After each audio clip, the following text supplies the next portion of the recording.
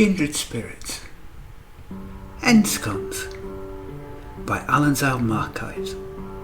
Read by the author in a full cast recording with lots of aliens.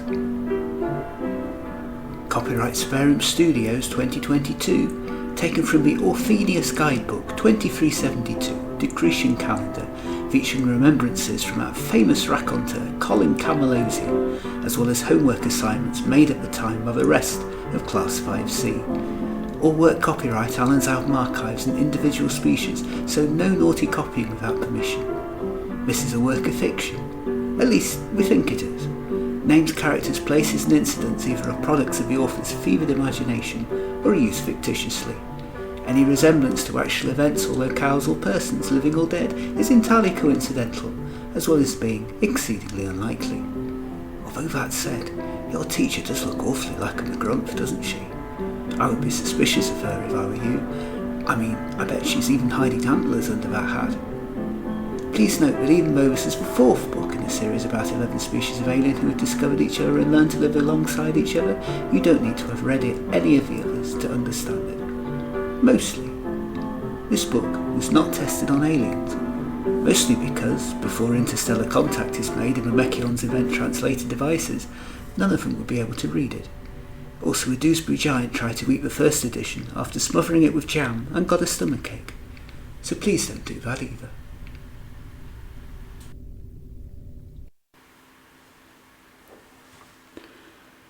How I Came to Be on Orpheus by Robin, age 10, Class 5C, House Team, Human. Hello, I'm called Robin, like the bird. I act a little like the bird too, so I'm told.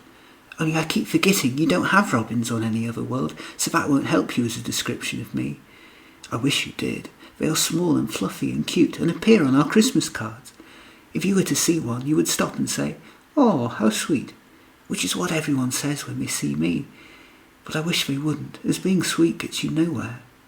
They are tough and resilient too, though. Their food disappears in the winter, and they have to work hard to find it again, which is a little bit like me, I think. Also, it's why they are such a symbol on our Christmas cards, because they have such resilience they can last till better weather comes along. Only now I suppose I will have to tell you all what Christmas cards are. This essay is going to get very long if I keep having to explain everything from an Earth point of view. Maybe if I just add some footnotes, or a glossary, or just agree to fill you all in at the end. Is that allowed? Would that be alright as part of my word count too? I'm sorry, I'm still trying to work out what the rules here are, and asking questions is another trait of mine. Mine robins, not mine humans. I'm not robbing the birds either, though for all I know they ask lots of questions too when they fly around looking for twigs for their nests and tweeting. Ha, that's a joke that is, because tweeting is what humans do on the Earth edition of the Universal. Wait, now I'm going to have to explain the Universal to anyone here who hasn't used it, because I don't think you have it here in Orpheus. Basically, you talk to whoever you want to, and they get to choose who to talk to back. So a bit like school, but less in person. Wait, that's a whole paragraph, and I haven't had time to actually tell you anything about me yet. I'm starting to sound like a long-winded Camalosian. At least I don't have to explain one of those to you, as there's already one here named Colin. He is my best friend, just as there is one of all of the 11 species here. Oh no, that's another couple of sentences gone. Oh, this is really hard. Right, let me start again. As you know, Mr. Clandusprod has asked me to introduce myself in an essay and tell you a little about my life before I came to this school. I know that I am still the new girl, but I must say I'm intrigued to see what life is like for all of you by the time you hand in your homework. Some of my new classmates, particularly X666, have also asked me to give details of what life on Earth was like, particularly the food, so I shall try to sum up everything without it getting too boring. Mr. Clandusprod also asked me to write a lot. When I asked him what he meant by a lot, he said more than a Maggrumph and less than a Camalosian, which I guess gives me a pretty wide range to be getting on with. He said that as the last species to arrive here, you don't really know much about humans yet. I don't really know much about humans yet either, if it comes to that. I don't think I make a particularly good human, really. I mean, what is it to be human? I read somewhere that it's a little bit like being all of the rest of you, all sort of squished together, but I don't know you all well enough to know if that's true yet. All I know is that I never felt like other humans did, and didn't understand them myself most of the time, so I might not be much use to you as an opportunity for learning more about us. Sorry about that. Let me start with telling you about my planet. Earth is a strange mixture of all your planets. It's a mixture of blue and grey, land and sea, possibilities and disappointments. Large spaces crammed so full of stuff it would take a lifetime to see it all, next to big wide spaces of uninhabitable nothing. In the bad old days, before the Mekkions helped us solve everything, we suffered greatly from a lack of resources, or so my grandparents told me. The older generations had used everything up and honestly didn't expect humans to be around for much longer, so they'd let the planet decay quite badly somewhere around the 20th to the 21st centuries. When the Mekkions came along and patched up the hole in our ozone layer, our planet stopped getting any hotter. Through global warming, but it was already pretty hot, and it kind of stayed at the same temperature. There are a lot of parts of my world that were said to be inhabited years ago that aren't anymore, mostly because of flooding, but also earthquakes and volcanoes. We have more sea now and less land, and the less land we have grows less plants. I don't think this is a good thing, but there are those who make money off the planet that seem to think this is normal. I'm not sure they're right, but I'm only 10 years old, and I've been taught not to argue with them too much because they're adults. Personally, I think adults are stupid and short-sighted, and they've got some very odd ideas about how the universe works. Especially now there are 11 species kicking about to tell Earth adults that most of the ways they thought the universe worked are wrong. They should be better than us, as they are all ancient and have all that extra experience. But I'm not sure that's true. Anyway, I'm going off subject again. Sorry. The food is kind of like you've seen on the food replicators, only there's a much wider range than you can get here. Some of it used to be a lot tastier, XXXXX, you would love it. We grow a lot of our own, like the Glabdiharbit and the Agrosian farmers I've heard about, but we also have a lot of synthetic crops, like the Mekkions. Food replicators are still a bit pricey where I come from. I don't know how you cope with a metallic taste all the time. We do all sorts of stuff for entertainment. Mostly I play games or watch the thing called a television, which is a little like the holograph projector you have here, but not quite so three-dimensional. I used to write and draw too, though not very well, as you are probably finding out with this essay. Actually, that's not true. My teacher used to say I had a reading age of 207, but now that I am in a class with so many clever students, I suddenly feel more inadequate somehow. I used to play a lot of music too, especially in the 20th century. That was a cool period. It is amazing to think that, even though people say humans are the less evolved of the 11 species, we were the only other planet to have hippies, even in the days before interstellar contact with the Mrasianart. People on my planet had all sorts of jobs, though we manufacture less than your planets, I think. My parents used to say we were a planet of shopkeepers, as we mostly sold stuff made on other worlds. Our world is bigger than a lot of yours, and too big to travel in a day, but not as big as XXXXX's. We get around using solar-powered transport like cars and trains, and we've just started using galumphries like the Clandusprods, though I'm not sure how they work. Landon will be able to tell you more about them, if you need to know, as Clandusprods invented solar technology. I don't think we invented much you hadn't already invented. Sorry again. Earthlings are just as mixed up as Earth, like everyone else jumbled together in a big squishy ball, the sort Blotchy, our class pet Argybraf, plays with. Sometimes we are fierce like the Agrosians, or confident like the Belobrats, or we can get so lost in our work like the Camalosians, or we can be kind like the Clandusprods. We can become creatures of comfort like the Doosbury Giants, scared like the Glabdiharbits, laid back and playful like the Habridats, abrupt like the Maggrumph, logical like the Mekkions, or mystical like the Mrasianart. So I'm having trouble summing us up for you all, to know what my life was like before I got here. I think that might be the true state of the human condition, that we don't have one recognisable characteristic, so that we are always the misfits in the universe, trying to find our purpose. It's like we have the abilities to see how ridiculous the universe is, without all of your coping mechanisms for getting through that knowledge, which leaves us worried a lot of the time, if not as worried as the Glabdiharbit. Oh, not all the time. There were moments when I was happy on Earth, ecstatic in fact, as if I was on the right path and knew exactly where I was going. But they could be fleeting, full of fluctuating moods so different to those of you I've come to know and love during my time in the school. Yes, even you, Margalo. I admire all your constant moods and the way you all act a certain way over and over again every day without having your emotions lead you the way ours do. It must be so comforting waking up each morning knowing how you are going to feel for the rest of the day. Sometimes humans don't know how they are going to feel for the next hour when they wake up. Being a human is so exhausting. I would say that is our main characteristic, only we don't get as exhausted as Habridats do in the daytime either. Mostly I think my overriding feeling on Earth was one of being sad. Mine was definitely one of the lonelier lives where I was. No matter how hard I tried, it seemed there was always someone mad at me. The teachers always thought that I wasn't trying, even though nobody tried harder than me. My parents always thought I was a noisy nuisance, even though I was doing my best to stay quiet. My house was in one of the uninhabitable nothings, so I never had that many friends. Even when screwing up my eyes to really concentrate hard, I couldn't do what other people found easy, and they found that in me annoying. I also have this thing in my head called dyspraxia, that means I never quite know where my body is at any one time, so I keep dropping everything and making messes. Everyone around me seems to find this annoying, but what I don't think they realise is that no one finds this as annoying as I do. Whatever comes naturally to everyone else is hard for me. Yet what other people find a struggle, I can find really easy, like making stuff up, or inventing new words, or writing lots and lots. Even if it's handwriting, but only I can read. People find all that irritating too sometimes. So much so that I was always getting into trouble for fighting back when they said something mean to me, until finally I fought back once too often, and I was expelled. A shame. I worry it was that as much as the red weed that killed my family. That's certainly what the rest of my relatives seemed to think, as they blamed it all on me. But I know it wasn't really. Shame doesn't make you turn a funny colour and clog up your body and freeze your body.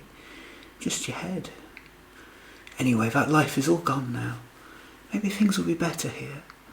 Although I suspect I am still less coordinated than the rest of you. Even those of you with antlers. My life changed when the rest of my family died out. I blame their deaths. There was a mandate during the last year that all adults should make provisions in their will for where their children would go if both our parents died. My family couldn't decide on an earthly guardian and saw an advert about sending me here, to Orpheus. No offence to anyone here, but I don't quite know what they were thinking, for I'd never heard of the concept of an intergalactic orphanage before, and nor had my friends when I told them. I didn't know much about space then, though. My parents always used to say that the only time they saw other species on Earth was when somebody wanted money, and as we didn't have any, I always figured that was the reason I never saw any. I didn't know then, as I know now, that the aliens all migrated to the Earth cities but better represented their own busy planets, as they didn't really have the concept of tiny villages like mine, although I liked being in one that was so hot and so close to the sun. The day my parents died, I knew something was wrong. I'd heard it from others, the way the great silence would suddenly fall on a house, so that you knew who had the illness before anyone else. In my nights of staying up alone, worrying myself to sleep, I thought sometimes that I would hear the silence, but it was more of a not hearing it when it came, of not hearing anything. Everything stopped. Animals, clocks, food replicator hums, everything. I know I should have cried when I found their bodies, but I was expected to. But somehow in turn I had been rehearsing for this day so often and so hard that it was as if I knew what to do when it came. Leaving my parents on the floor, I phoned up my best friend to say goodbye, sorted my things out, called the authorities, and waited for them outside while they sterilised my house from top to bottom, dressed in these full suits and masks. They said I'd been a brave girl to my face, but secretly I heard one or two of them say that I was callous, that all I did was stare up at them with big unseeing, uncrying eyes. I like to think that I was in shock, but I think really I knew already that I would have to be tougher than I had ever been in my life, and that now was as good a time to start practising as any. I had made a vow to myself that I would survive this, that I wouldn't betray my feelings to anyone, that I would roll them all up into a ball, push it deep inside me to keep myself safe, to keep others safe in case they got to like me.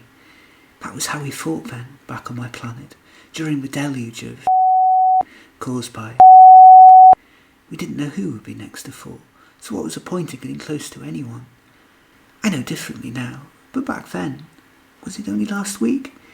I was a different person. Anyway, back to the silence. It was as if someone up there had thrown a giant reset button, which in a way they had, for within the hour I was sat with my few meagre possessions scattered in bags around me, while these men in masks came to take me away. The silence lingered in the car. It stayed on my clothes longer than any virus possibly could after the compulsory 2 hours of showers they made me go through at the immigration centre. I was shocked when they told me that my nominated second guardians were on another planet. I wondered who else might be going there, and hoped I would make friends while I waited, but nobody else was in the waiting place. I don't even know what they called it, as no one really spoke to me. It was just me, walking round and round this huge building on my own, with nothing to call my own once my belongings were in quarantine, except the temporary blanket they gave me. I cried myself to sleep when I thought no one was looking, but I still told myself to be tough, that I would have to hold my own against my new classmate aliens. Aliens? Back then that word sounded so alien. I know differently now, of course. If I could go back to my old school, I would be proudly telling everyone I met that my best friends were now aliens, and that they felt more like me than any of you, humans, ever did. I didn't know that then, though. All I knew was that after days of waiting, the call came through, and I was bundled into a self-piloting shuttle. My family had never been able to afford an Earth one, never mind an intergalactic one that could go to other planets and things, so I thought that this was just an expensive way of trying to kill me. It nearly did. I don't think the shuttles had been programmed with the human body in mind, so the G-forces were too strong, and I felt very sick. Oh, and the light, once we got near the planet, was so powerful and strong. Even though my village is meant to be one of the hottest on Earth, I had never known sun like it. The rays positively drenched the windows, temporarily blinding me. I was grateful I wasn't steering, or I would most definitely have crashed. Despite my newfound bravado, I may have shouted. Just a little bit. As there was no one to see me scream, I hoped it wouldn't count against this new tougher me I had been trying to create in my head. When the shuttle landed, and I saw signs of civilization, I nearly died with relief. Then I got anxious as the stupid shuttle doors wouldn't open. They'd hit a rock on impact. I think one of the G-forces had knocked the stupid thing's sensors. Stupid foreign Mekkion technology, that's what my dad would have called it. But I think the humans just didn't know how to program it properly, as it still got me here in one piece. Mr. C came to let me out, and the minute I got my last bag out the shuttle, it reversed and flew away again. The shuttle, not the bag. I hadn't expected to lose my last link to home so quickly, and panicked a little. Mr. C told me not to worry, that I would be happy here, that I shouldn't be sad. But I didn't believe him, much. I was used to being sad, and it seemed as good a time as any to be sad. I felt sadder when I first saw the school. I'd imagined a building much bigger than my old place, full of children laughing and dancing in all shapes, sizes and colours. But all I saw was barbed wire, and far more security than we ever had on our school.